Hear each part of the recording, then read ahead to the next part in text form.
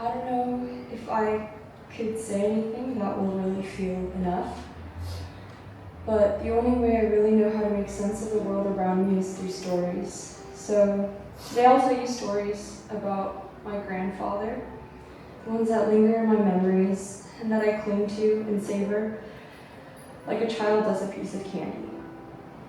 My grandfather loved me. He would walk me home from school every day as a young child when both of my parents were busy at work. We lived in the suburbs, but it was a fairly new town, and so our route home often took us through nature not yet encroached upon by developers. We stuck to the back roads, between houses and over hills hidden behind respectable rows of townhomes. One of my favorite parts of the walk was the middle, when we went over a big, beautiful bridge passing from one hill to another. There was no water running underneath it, thanks to the never-ending drought, but in its place was an Eden of overgrown weeds, grass, and bushes. We would play games as we walked, as we both loved playing games. Now that I think about it, I think he was pretending to like them because I liked playing them so much. Our favorite was one where we would play rock, paper, scissors for each step, which only the winner would get to take. If we ever got too far apart, we'd catch up with each other and start again. I loved my grandfather, and he loved me.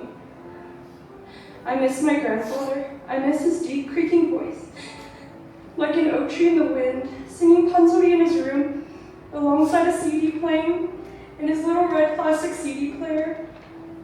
I miss the hats he would wear to match his jackets every time he went out. I miss him patting my hair and telling me I was chosen by God, although I miss more Sundays than I care to admit. I miss when he and I would make eye contact every time our dad and grandma would start bickering and smile quietly to ourselves. He always told me I was special. No matter how I was feeling about myself, if I saw my grandfather that day, I was met with nothing but pure love. When he passed, I wondered where all this love would go. Would it become null and void? Would it disappear into the air like smoke or vapor? When I told my friend about how I felt, he told me this: it's not the end but a midpoint, where it becomes your sole task to endure the love that he gave to you without being able to give any of yours back to him. But you can to others, and in particular to a grandchild of your own.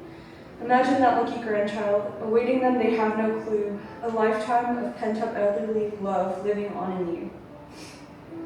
The love that I had for my grandfather and that he had for me will forever stay with me.